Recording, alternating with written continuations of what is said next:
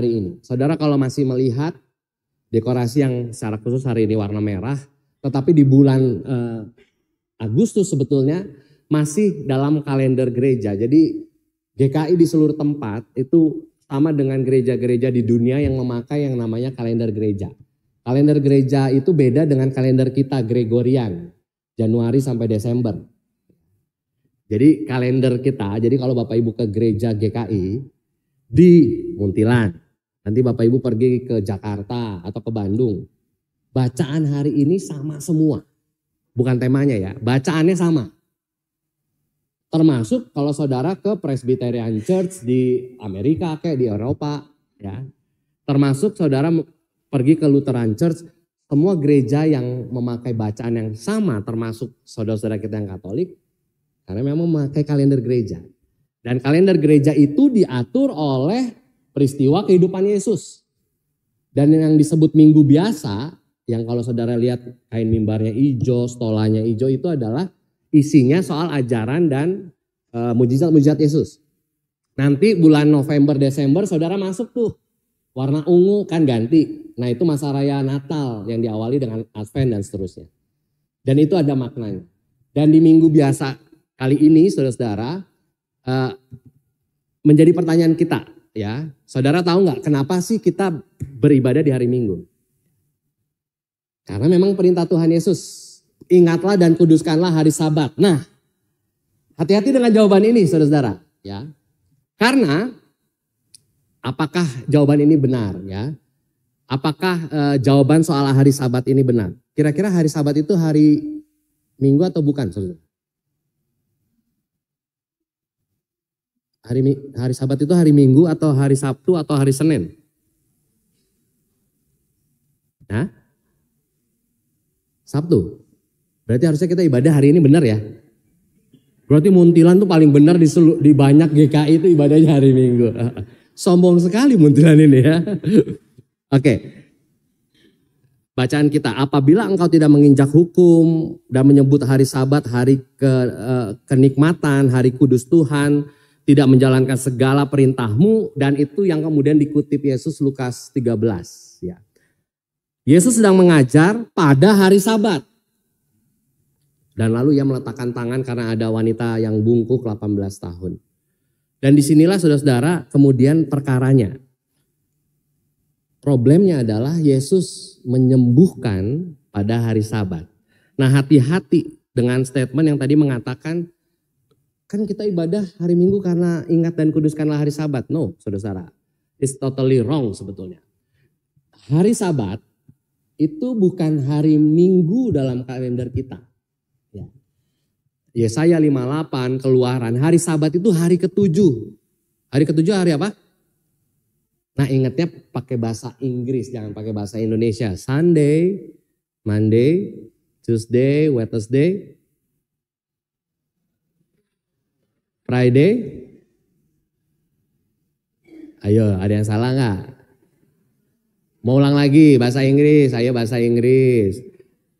Sunday, Monday, Tuesday, Wednesday, Thursday, Friday, Saturday. Ya, Sabtu. Jadi bukan ngitungnya dari Senin.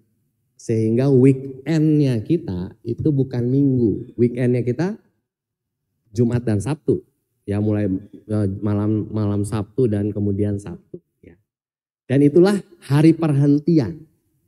Saudara harus ingat ketika Allah menciptakan segala sesuatu baik, dikuduskan, dan Allah beristirahat pada hari yang ke-7. Makanya kita beristirahat dan merayakan Sabat itu hari ke-7. Loh, terus kenapa kita ibadah hari Minggu? Oh enggak kok, Muntilan hari Sabtu. Benar. Tetapi ya perubahan jam orang Yahudi itu beda dengan kita ya. Apalagi saudara sudah memulai ibadahnya malam. Nah kenapa kemudian orang Kristen pada umumnya kemudian ibadah hari Minggu? Peristiwanya bukan kutipan dari ingat dan kuduskanlah hari Sabat. Tetapi kita ingat Good Friday, Jumat Agung ya. Setelah Jumat Agung apa? Sabtu Sunyi ya, atau Sabtu Suci, Holy Saturday, dan kemudian pada hari yang ketiga Yesus bangkit. Dan inilah yang disebut hari Minggu. Hari pertama minggu itu. Jadi hari ketiga setelah Yesus mati itu disebut hari ke-8. Makin bingung kan saudara? Udah mulai bingung? Nah nanti habis ini makan kita ya, biar gak bingung. Kan harus hari ketiga hari Jumat hari ke-8 dong. Kan kita gak punya hari ke-8. Nah hari ke-8 itulah yang disebut hari pertama minggu itu. Maria ingat ya cerita kebangkitan Kristus pada hari pertama minggu itu pagi-pagi benar. Makanya ibadah subuh, pasca subuh saudara jam berapa? 6:30, itu udah bukan subuh. Biasanya kalau gereja-gereja ibadahnya jam 4 gitu ya, jam 5. Karena memang tulisannya gitu, pada hari pertama minggu itu pagi-pagi benar. Pada hari pertama hari Minggu. Dan pada hari itulah Yesus bangkit. Dan itulah yang kita kenang. Kebangkitan Kristus. Sehingga, wah Pak selama ini ibadah muntilan Sabtu. Ya gak salah. Karena dihitungnya mulai jam 6 sore itu udah lewat hari. Udah hari baru versi kalender Yahudi. Nah hari Minggu itu memang memperingati Yesus bangkit. Jadi setiap hari Minggu itu pasca kecil. Yang membedakan dengan pasca besar yang udah kita rayakan kemarin. Nah maka saudara-saudara kalau bikin kalender. Saya gak tahu di sini punya kebiasaan kalau di tempat saya di Sudirman dibagiin kalender. Nah hari Minggu jangan ditaruh di paling ujung, tetapi di awal.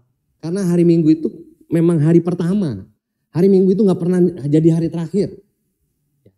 Hari pertama kita itu bukan Senin, tapi hari Minggu. Dan ini, Pak kayaknya gak ngaruh deh terhadap tunjangan beras dan tunjangan rumah. Gak ngaruh ke gaji saya, gak akan berubah itu. Tetapi secara set pola hidup kita mengawali hari, mengawali minggu itu dengan ibadah tuh mau mengatakan hari-hari berikutnya itu harus diawali dengan firman Tuhan. Nah, panjang dan lebar itu lalu perkaranya apa? Di sini keributannya. Hari Sabat buat kepala rumah ibadat itu totally ngomongin yang berbau ibadah. Buat kepala rumah ibadat. Buat Yesus nggak kayak gitu Sabat ya. Jadi kalau Bapak Ibu masak, nyuci dan sebagainya yang nggak ada hubungannya dengan hari Tuhan, dengan ibadah itu melanggar Sabat. Jadi kalau Bapak Ibu hari ini ada yang masak, tadi ada yang masak, itu melanggar Sabat. Ya. Tadi ada yang nyuci mobil, nyuci baju ada. Itu melanggar Sabat. Ya. Pokoknya hari Sabat, hari Sabtu, itu diem aja udah diem. Ingat dan kuduskanlah hari Sabat, nggak boleh ngapa-ngapain. Dan nanti di kitab Misna, kitab Taurat Yahudi yang kemudian turunannya atau kitab undang-undang hukumnya, ada lagi rinciannya nggak boleh apa aja. Nah buat Yesus salah satunya ngasih makan orang, menyembuhkan orang, itu juga hari Sabat. Hari perhentian. Kok beda ya? Nah disitulah keributannya. Yang salah siapa, yang benar siapa? Nah disitu saudara-saudara. Maka Yesus mengatakan gini. Engkau melepaskan lembumu, tapi perempuan yang bungkuk 18 tahun engkau biarkan. Saya boleh mengundang saudara-saudara untuk bangkit berdiri? Coba kita berdiri ya. Nah saudara, cerita kita itu adalah perempuan bungkuk berapa? 18 tahun. Kita coba membungkukkan diri 1 menit aja kita coba ya. 1 menit, saya gak minta 18 tahun. Ya saya juga malas khotbah 18 tahun di sini nanti ramai. Coba kita ya. Berapa lama Bapak Ibu tahan? Ayo. Wah di sini ada Bapak Jim, wah pasti kuat ya. Masih tahan? Tambah 5 menit ya. Wah Ibu pintar loh senderan di sini bener juga. Anyway thank you. Kita boleh duduk saudara-saudara. Bayangin ya. Kita saja ya kita ini posisi jalan yang normal. Dalam arti bukan lebih baik dari yang tidak normal ya. Pada lazimnya kita jalan begini dan ada perempuan yang 18 tahun bungkuk. Dan kepala rumah ibadat itu menyalahkan Yesus, menyembuhkan orang itu, perkaranya jelas, cuman salah waktu. Maka Yesus itu marah dan kok bilang kepala rumah ibadat gusar karena Yesus menyembuhkan menggunakan kata terapeu. Inilah yang melahirkan kata terapi. Terapi itu saudara-saudara bukan cuman sembuh, tetapi sebetulnya terapi itu healing atau reversing a physical condition, to restore. Untuk memoles, untuk menjadi lebih baru lagi. Maka apa yang salah sih? Kan Yesus bingung, kenapa perkara begituan aja diomongin. Lalu kata terapi itu mengikuti kata luo. Luo itu to set free, membebaskan. Apa yang dibebaskan saudara-saudara? Ini yang membedakan dalam bahasa Inggris sebetulnya cure dengan heal. Kalau cure itu saudara minum obat batuk, saudara nggak batuk lagi. Cure. Saudara jatuh dikasih perban dan sembuh, cure. Heal itu adalah pulih. Apa bedanya? Nah buat Yesus, ya, orang yang bungkuk itu, karena dia bungkuk dan karena dia perempuan, dia itu terbuang dari komunitasnya. Maka saudara perhatikan dalam bacaan-bacaan kita. Orang buta itu gak bisa gabung sama orang biasa tuh gak bisa. Versi zaman Yesus ya. Perempuan Samaria karena dia Samaria gak bisa tuh join sama orang-orang Yahudi bener. Tersingkirkan. Nah buat Yesus masuk sini. Problem Yesus itu bukan soal bungkuknya saja. Tetapi Yesus sedang mengembalikan perempuan yang bungkuk 18 tahun. Dan karenanya bukan cuma sakit fisik. Tapi dia terbuang dari komunitasnya. Dan Yesus heal. Dia membebaskan dan memasukkannya lagi. Maka buat Yesus mau hari Sabat, mau Senin, Selasa, Rabu. Kalau memang itu orang sakit dan harus disembuhkan. Sembuhkan. Dan harusnya begitu bukan saudara-saudara? Yang mau dikatakan gini, gak usah ngomongin ibadah. Kalau lu lihat ada orang butuh sembuh tapi lu bilang, entah. Kenapa lu gak datang besok kan cuma beda sehari. Nah kalau memang itu bagian dari ibadah, ibadahmu yang sejati, kan lagunya gitu ya. Ibadahmu yang sejati kan gak di ruangan ini kan saudara-saudara. Ibadah GKI paling lama berapa lama Bapak Ibu?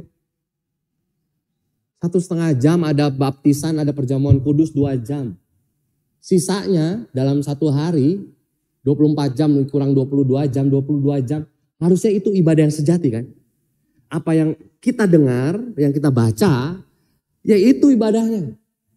Tapi kalau kita benar di situ lalu kemudian ngelihat orang sakit, ntar boleh nggak minggu depan aja lu datang dah. Nggak balance antara yang ibadah di ruangan ini sama yang di pintu luar sana. Dan terakhir saya mau mengatakan gini, termasuk itulah GKI. Bagi saya GKI begitu banyak peraturan. Tetapi kalau GKI harus melanggar aturan demi memperjuangkan kemanusiaan, kenapa tidak? Dan saya bersama rekan-rekan penatua ketika ada satu masalah, ayo kita buka Alkitab. Ayo kita buka tata gereja. Dan ayo kita dengarkan cerita mereka yang mengadu kepada kita. Karena aturan is aturan. Dibuat oleh manusia tapi pasti untuk kebaikan. Tapi Yesus lebih memilih manusia itu menjadi manusia. Kan manusia yang menciptakan hari Sabat bukan hari Sabat bukan manusia. Manusia itu jelas di atas segalanya. Kalau manusia itu harus disembuhkan saat itu, terus ngapain? nunggu minggu depan. Maka saudara-saudara, GKI begitu banyak rapat, iya. Tapi saya yakin misalnya ada butuh bantuan gempa, banjir yang harus segera. Saya nggak mungkin sebentar kami mau rapat dulu, banjirnya udah surut, bantuannya baru datang. Enggak. GKI bisa sangat mudah mengatakan ayo kita berjuang ke sana. Dan seperti itulah yang dikehendaki saudara dan saya. 18 tahun loh dia bungkuk, sakit fisik dan sakit karena dia terbuang dari komunitas. Dan Tuhan mengatakan engkau telah sembuh. Ingin mengatakan Bapak Ibu, hari ini Bapak Ibu mungkin sedang terluka, sedang tidak baik-baik saja. Atau malah saudara sedang lepas dari komunitas. Datanglah pada Tuhan dan Tuhan akan mengatakan saudara telah sembuh. Karena Tuhan meraih saudara dan mengembalikan saudara ke pelukannya. Dunia boleh membenci saudara, kita semua. Tapi ketika Tuhan udah bilang engkau sembuh, maka tidak ada yang bisa mengalahkan kuasa Tuhan. Tidak ada yang boleh membatasi kuasa Tuhan termasuk aturan-aturan dunia. Maka selamat menguduskan hari Sabat dengan memanusiakan manusia. Membuat manusia benar-benar hidup layaknya manusia dan mendapatkan hak-hak hidupnya sebagai manusia. Tuhan memberkati kita semua. Amin.